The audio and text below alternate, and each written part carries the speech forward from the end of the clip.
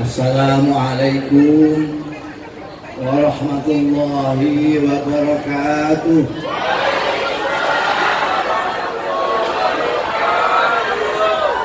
Alhamdulillah, nahmaduhu wa nasta'inuhu wa nu'minu bihi wa natawakkalu alayhi wa nastaghfiruhu wa natubu ilayhi wa na'udzu billahi min shururi anfusina wa min sayyiati a'malina. Man yahdihillahu fala mudilla lahu wa man yudlil fala hadiya lahu. Wa asyhadu an la ilaha illallah wahdahu la syarika lah wa asyhadu anna Muhammadan abduhu wa rasuluh. Allahumma shalli wa sallim wa barik wa tarham ala abdika wa rasulika sayyidina wa maulana Muhammadin wa ala alihi wa ashabihi wa man tabi'a huda, amma ba'd.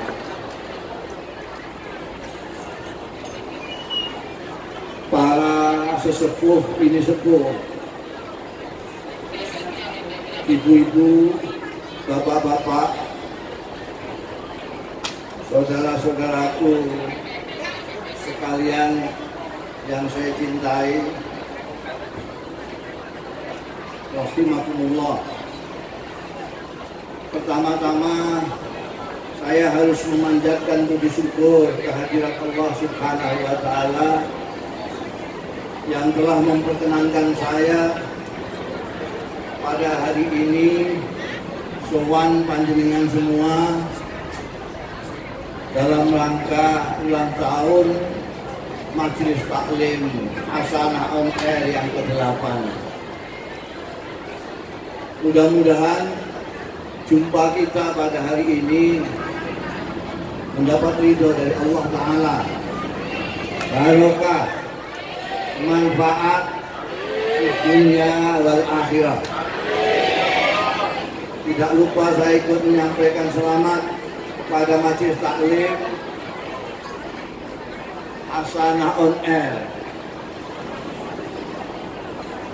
Mudah-mudahan karya yang indah dan barokah ini terus berlangsung istiqomah menebarkan ajaran yang indah dari agama kita kepada sesama.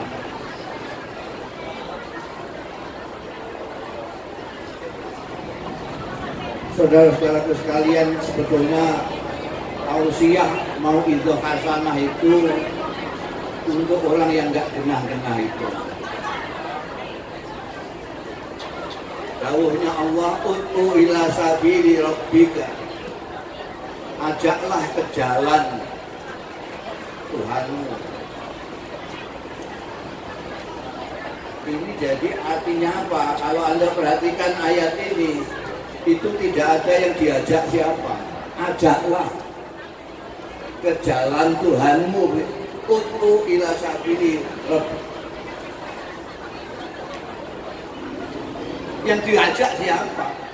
Ke jalan Tuhanmu ini. Karena tidak ada maf'ul bih-nya menurut gramatika Arab, maka terjemahan Quran Departemen Agama, Kementerian Agama dikasih kurung, ajaklah dalam kurung manusia ke jalan Tuhanmu.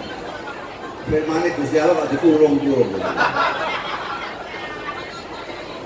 Mungkin tim penerjemahnya itu kurang mendalami sastra ya. Dan kalau ngerti sastra itu tidak perlu ajaklah naik kereta api. Itu yang diajak yang belum naik kereta api. Masa sudah di atas kereta api diajak naik kereta api? Itu sudah otomatis yang diajak adalah orang yang belum jalan. Ajaklah orang yang belum tahu jalannya Gusti Allah ke jalan. Nah, sampai semua ini sudah jalan semua. Malah lebih jalan daripada kebanyakan orang di Indonesia.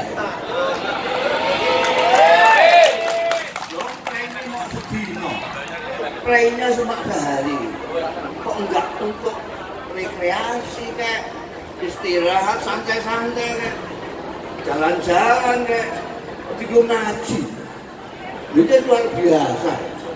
Jadi ini kalau nggak mau suatu ya keterlaluan. Mau satu omah, ono sing nganti bojo, ono sing bojone ning tanah air. Lah kok iso guyu-guyu ya luar biasa. Guyu-guyu itu tegese artinya dia tahu bersyukur kepada Allah. Ada orang itu yang merengek-rengek terus, itu nggak ngerti syukur. Oh nolong sing sumeh. Maka dari itu Kanjeng Nabi Muhammad Shallallahu Alaihi Wasallam terkenal wajahnya sumeh. Karena apa? Itu wajah bersyukur. Kenapa wajahnya Abu Jahal seperti orang kebelet ngising? Karena tidak pernah bersyukur. Tetapi jangan diguyu. Orang bersyukur itu memang membutuhkan kepandaian, membutuhkan pikiran yang waras. Tidak semua orang bisa bersyukur, karena bersyukur itu syaratnya menyadari mendapat anugerah, dapat nikmat dari Allah baru bersyukur. Kalau sampean tidak merasa mendapat nikmat dari Allah, tidak merasa mendapat anugerah dari Allah, sampean tidak bersyukur. Orang yang bersyukur itu orang yang menyadari akan nikmat anugerahnya Allah. Sampean perhatikan itu. Orang-orang yang haji itu syukuran terus. Di Indonesia itu mau berangkat haji syukuran, pulang haji syukuran. Ya enggak? Tapi saya belum pernah lihat, enggak tumon ono wong sembahyang syukuran. Padahal sama-sama rukun Islam itu, haji rukun Islam, sholat rukun Islam. Kenapa kalau haji kok syukuran, kalau sholat tidak? Emangnya yang anugerah Allah itu hanya haji saja?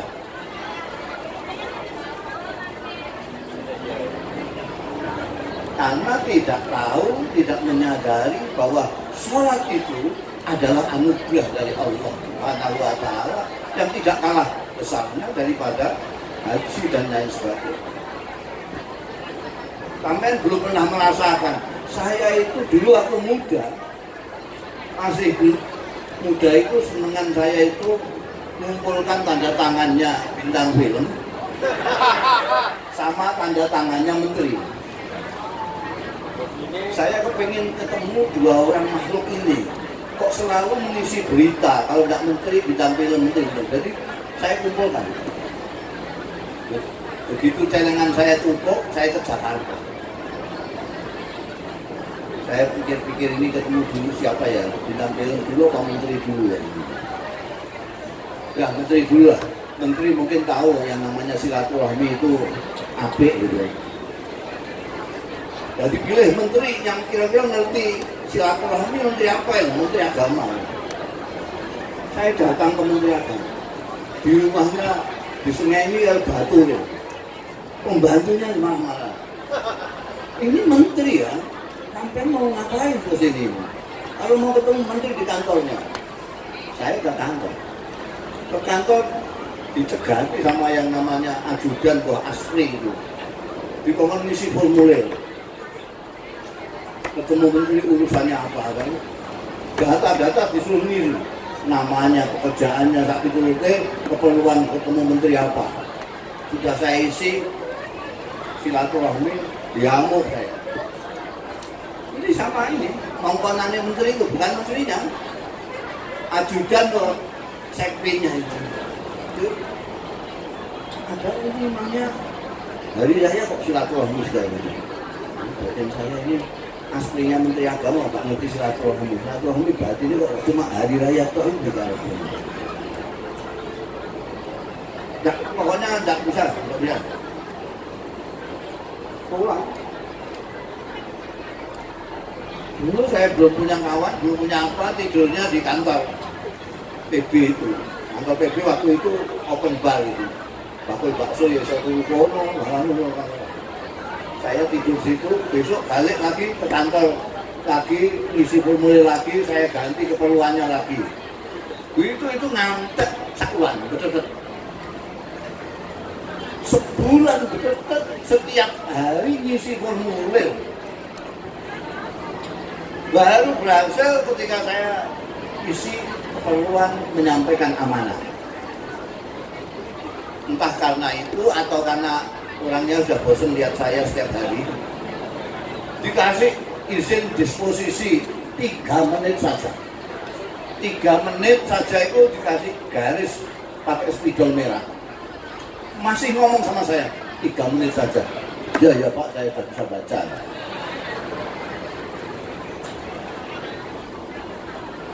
Masuk ke ruang menteri, menterinya lagi melehem gitu. Perluannya apa? Dia sambil baca apa tulisannya tadi ajudannya. Mau ya menyampaikan amanah ya? Iya Pak. Amanah apa? Menyampaikan salam kawan-kawan. Menterinya ya apa? Waalaikumsalam warahmatullahi wabarakatuh. Terima kasih. Ya Pak, sudah. Pamit saya. Loh, cuma itu saja. Iya Pak, saya hanya amanah. Amanah saya sudah saya sampaikan. Sudah. Ya saya tidak mau dong ngaku bahwa saya kepengin ketemu sing rupane menteri ku kaya apa kan ya. Enggak. 3 menit. 1 bulan setiap hari ngisi formulir untuk ketemu menteri, dapat disposisi 3 menit. Zaman Pak Harto masih joyo-joyonya, saya entah jadi panitia, entah jadi apa itu, pokoknya saya ikut. Itu ada konferensi Mass Media Asia Afrika. Asia Afrika apa Asia Pasifika, saya di situ. Pada akhir kongres diterima oleh presiden di Istana Negara. Saya katut. Pak Harto berdiri tengah itu didampingi menteri yang potongannya kayak nampok terus. Itu siapa dulu? Pak Mudiono. Orang saling satu persatu salaman. Orang kira-kira ada 400-an orang lah. Saya itu tidak sabar, ya Allah, mau salaman sama presiden, antrinya lamanya bukan main. Tapi akhirnya ketemu lah, salaman. Tangannya halus sekali. Nggak kayak tanganmu kan. Tangannya halus. Apa kabar? Baik Pak. Ketika beliau tanya apa kabar itu saya batin loh. Ini aku tuh tak utangi duit ini. Mesti diparingi yang memakai uang itu. Tapi tidak sempat karena disuntul di belakang saya. Yang antri banyak tidak sabar kabeh. Pulang sampai di rumah di Rembang sana, cerita ketemu Pak Harto itu saya ceritakan sampai 2 minggu lebih. Setiap ada tamu saya ceritain, kamu baru ketemu Pak Harto. Pak Harto siapa? Ya Pak Harto presiden lu ya. Mimpi ya? Oh mimpi, teman-teman. Ya ngomong-ngomongan, iya. Ngomong apa Pak Harto? Apa kabar? Tamu pergi, tamu datang, tak ceritani ngono nek. Pokoknya tamu sampai 2 minggu lebih. Anggaran tamu tak ceritani itu. Saking seneng. Angkat buju saya itu lorati ini piye. Ada tamu datang. Mesti cerita Pak Harto nah, cerita gitu. Kamu itu kok sirik sekali sih sama seorang seni. Nah ini sekarang sampean pikirkan ini. Dapur menteri ya, Anda ketemu Anda tangan 30 hari, 1 bulan setiap hari. Ijrik untuk disposisi 3 menit saja. Dapur presiden aja. Ketemu salaman tok apa kabar diceritakan berminggu-minggu. Nah saiki ketemu presiden setiap saat. Presiden membuka pintu open house setiap hari paling sedikit 5 kali. Apa ini bukan anugerah yang luar biasa?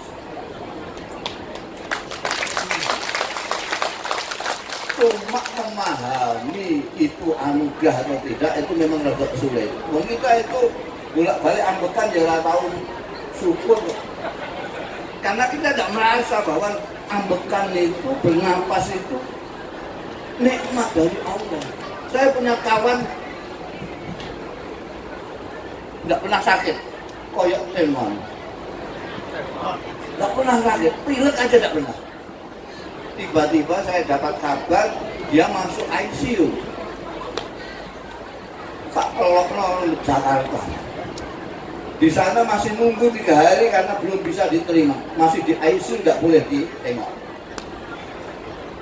Saya tunggu sampai boleh ditengok. Begitu bisa masuk, ketemu itu pertama kali yang diucapkan dia, ya Allah Gus, ternyata bernapas itu nikmat sekali. Untuk kandani sopo batinku. Tapi dia baru merasakan ketika dia waktu itu sesek napasnya tidak bisa bernapas. Ini dokter 5 baru bisa bernapas, terus ngomong untuk nikmat terus lagi alhamdulillah. Saya punya kawan entek 10 yuto supaya bisa pipis karena dia punya sakit prostat. Maka itu cacir tidak pernah merasa itu nikmat. Saya sekarang akan saya tunjukkan nikmat besar sekali. Tidak usah banyak-banyak, 3 saja. Nikmat yang besar sekali yang entah kita semua ini mensyukuri atau tidak. Yang pertama, coba dicek masing-masing pernah mensyukuri ini enggak? Yang pertama, kita mendapat anugerah diciptakan Allah menjadi makhluk yang namanya manusia. Makhluknya Allah itu ada yang seperti batu, tidak bisa apa-apa. Suatu yang menengai, ngobrol biasa yang menengai, jujur yang menengai, tidak bisa apa-apa. Merasa tidak, berpikir tidak, apalagi mengekspresikan, menyampaikan pikiran dan perasaannya tidak bisa. Ini satu, batu. Yang kedua, tumbuh-tumbuhan. Kalau sampai mempelajari, tumbuh-tumbuhan itu bisa merasa, bisa berperasaan, bisa berpikir. Saya itu ketika membaca penelitian ahli tentang tanam-tanaman, katanya tanaman bisa berpikir, bisa berperasaan. Itu saya mencoba. Saya tanam di depan rumah saya itu 2 pohon kelapa, 1 di kiri, yang 1 di kanan. Dia tumbuh bersama-sama. Yang sebelah kiri, ketika dia sudah menjadi batang tubuh, ini selalu saya pegang. Kalau saya lewat sini, saya lurus-lurus. Saya naik ke langgar, kurang dari langgar, saya lurus-lurus. Kadang-kadang saya ajak ngomong, apa kabar ya? Iya, dah, kabar ya. Yang sebelah barat kanan ini tidak pernah saya pegang sama sekali. Ajib. Itu yang sebelah kiri yang sering saya pegang itu, itu buahnya luar biasa. Luar biasa. Yang sebelah kanan ini beluluk saja tidak ada. Tidak. Saya ceritakan kepada anak istri dan anak-anak saya. Terus istri dan anak-anak saya itu ada anak saya. Nanti dicek. Anak-anak saya lalu megangin diri yang sebelah kanan ini. Niru saya, dipegang-pegang kalau lewat dipegang. Kadang-kadang diajak ngomong dia gak barinda. Kadang-kadang percaya atau dia percaya. Tiba-tiba dia mengeluarkan buah yang luar biasa, mengalahkan yang sebelah kanan. Itu tanam-tanaman. Itu cara dia mengekspresikan syukurnya, terima kasihnya kepada kita, dia memberikan. Kalau tidak percaya, sampai punya tanaman apa nanti di tanah air sana, ujuk-ujuk pacoi nganggur gitu aja, tidak ada cara. Coba nanti, dia tidak akan membuahkan apa-apa. Tanda protes dia. Jadi dia bisa berpikir, bisa merasa, tapi tidak bisa mengekspresikan pikiran dan perasaan. Yang ketiga makhluk Allah itu binatang. Binatang itu bisa merasa, bisa berpikir, tapi tidak bisa menyampaikan dengan baik. Bisa mengekspresikan pikiran perasaannya, tapi tidak sempurna. Kalau induknya sampai sembelih karena hari korban, kambing sampai sembelih, itu apa namanya? Anaknya itu dia embe. Itu sebetulnya dia sedang prihatin, sedih itu. Tapi sampai tidak tahu, karena dia sedih maupun gembira ya embe semua.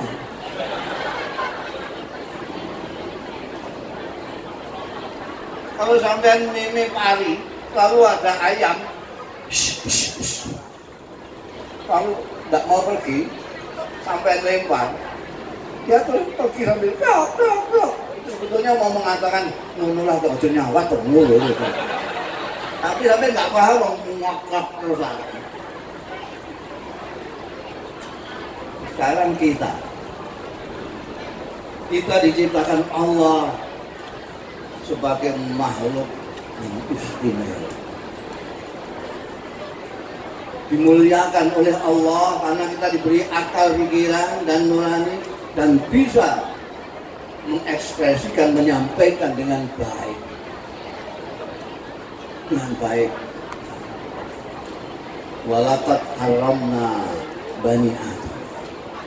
Wa faddalna ala katsirin mimman khalaqna. Kita dilebihkan dari binatang, dilebihkan dari banyak makhluk Allah yang lain. Kita dijadikan makhluk yang mempunyai akal, pikiran, dan punya. Kita jarang mensyukuri ini, nikmat yang besar ini. Kita kok tidak syukur itu gimana? Syukurnya bagaimana? Apa syukurnya kayak pembawa acara yang mengatakan, mari kita bersyukur dan melahirkan syukur ini dengan bersama-sama membaca Alhamdulillah. Apa itu cukup syukur itu? Sampai kasih saya baju bagus, terus saya bilang terima kasih. Sambil baju sampean saya buat ngelapi meja. Terima kasih ya. Sampai mantel apa pengen nempiling saja. Mungkin muni terima kasih. Hampir tidak usah bilang terima kasih. Kalau baju beli pemberian sampean, saya pakai terus. Apalagi kalau Jumatan saya pakai. Wah sampean, nerima kayak gini. Jadi mensyukuri kita sebagai manusia dengan cara menjaga yang menjadi kita istimewa, yaitu akal, pikiran, dan nurani. Jangan dibiarkan akal nurani ini nganggur, tidak terpakai. Malah ada yang terlalu sering ke kebun binatang, kepengen buat macan. Kan mah bojone digrau sih. Loh iya, itu ada orang yang gua antengnya ra karuan. Ringose malah kayak Pak JK, apik. Dirasani wong gua anteng tapi buaya darat. Ada manusia yang disebut buaya darat karena angka tidak mensyukuri kemanusiaannya. Ono sing ayu dirasani wong, hati lho, ayu tapi ula.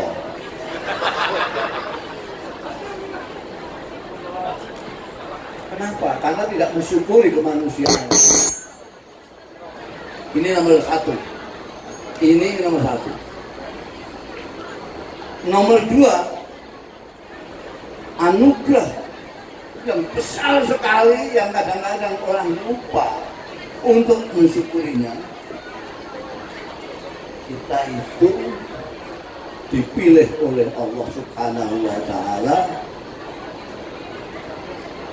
menjadi pendereknya umatnya Nabi Muhammad Sallallahu Alaihi Wasallam.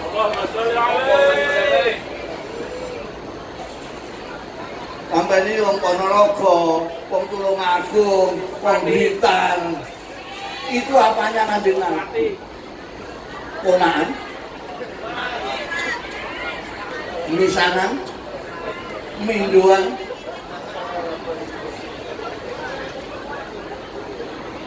Kita itu tonggo tidak. Tonggo tidak. Blitar Mekah itu masih melewati 7 samudra. Naik pesawat jet masih 9 jam. Jadi orang tonggo belas. Luwih cedhak ini malah nyampe Indonesia. Tonggo dulur, apa nih lagi? Mungkin bahasanya, wah tambah jauh. Kanjeng Nabi itu absahuman natoko bidor. Orang yang paling fasih mengucapkan dot itu Kanjeng Nabi. Kita paling tidak bisa baca dot itu kita. Ramadan raklan, murtado murtolo. Ridho rilo. Jadi dari segi mulut, cangkem, bahasa adoh, dari tempat tinggal adoh, dari darah adoh. Apa nih? Mungkin kulitnya nempel. Ya tambah orang. Kanjeng Nabi itu putih semua abang. Jadi kalau kena sinar matahari, terus sininya merah. Putih semua Kanjeng Nabi. Lah kita orang kulitnya sawo bosok. Waduh banget. Udah, sekarang apa yang mendekatkan kita dengan Kanjeng Nabi Muhammad dari segi apanya? Bahasa tidak, hidungnya tambah adoh meneh. Kanjeng Nabi buangin, kita bangin tapi ke dalam bangin.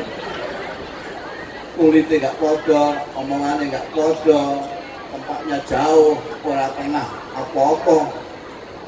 Itu kita dengan Kanjeng Nabi. Kok melok Kanjeng Nabi? Main pikirin.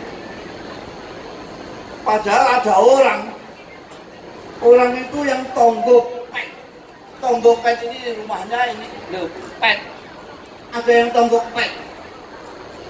Paman Cer, dia itu saudaranya, ayahnya Kanjeng Nabi Muhammad Shallallahu Alaihi Wasallam. Sayyidina Abdullah itu mempunyai saudara dia itu. Jadi paman Cer. Sudah, bukan ini tok. Dia yang tonggo pet paman Cer ini itu besanan dengan Kanjeng Nabi Muhammad Shallallahu Alaihi Wasallam. Anak dua, bukan satu orang, dua. Dia punya anak laki-laki, Utbah dan Utaibah, dikawinkan putrinya Kanjeng Rasul Shallallahu Alaihi Wasallam, Sayyidatina Ruqayyah dan Sayyidatina Ummi Kulsum. Dah, tonggo pet pamancer besanan anak dua. Diajak Kanjeng Nabi Muhammad Shallallahu Alaihi Wasallam, tidak hanya tidak mau, tapi misuh. Sampai tidak ingat itu waktu Kanjeng Nabi di Bukit Sofa itu dengan orang-orang dipanggil semua, diajak nyembah Gusti Allah. Itu pertama kali orang yang ngomong interupsi itu ini Tonggopet, pamancer di sana namanya Abdul Uzza. Kalau saya tunjukkan julukannya sampai pasti kenal. Dia pada waktu itu ngomong, lagi pidato kan Nabi. Ya Muhammad, kapan lah? Alihada jamak dan dipisoi kan Nabi. Oh ngajar mas, kumpul mbak omongin ini. Pangeran baik-baik banyak kok, kamu suruh satu aja. Kamu ini orang ini marah tidak marah, mukanya merah, mulut. Karena itu orang-orang Arab menyebut dia Abu Lahab. Lahab itu nyala api. Dia mukanya kayak nyala api karena selalu marah. Tidak pernah syukur dari ngamuk anak. Diajak Kanjeng Nabi misuh. Karena misuh diwales oleh Al-Quran, tabat yada Abi Lahab. Ketika Al-Quran turunkan ayat ini, anaknya dua Utbah Utaibah dipanggil, ceraikan istri-istri kalian. Kalau tidak aku anakku. Sayyidatina Ruqayyah dipegat Utbah, Sayyidatina Ummi Kulsum dipegat Utaibah. Kelak kemudian nanti Sayyidatina Ruqayyah dikawin oleh Sayyidina Utsman bin Affan. Ketika Sayyidatina Ruqayyah wafat, Sayyidina Utsman ngududi bahasa Jawanya Sayyidatina Ummi Kulsum. Karena itu Sayyidina Utsman dijuluki Dzun-Nurain. Sampai tanyakan sekarang, aman tanya kepada profesor-profesor, baik yang gondrong maupun yang botak. Aman tanya, bagaimana orang Ponorogo, Temanggung, Blitar, Tulungagung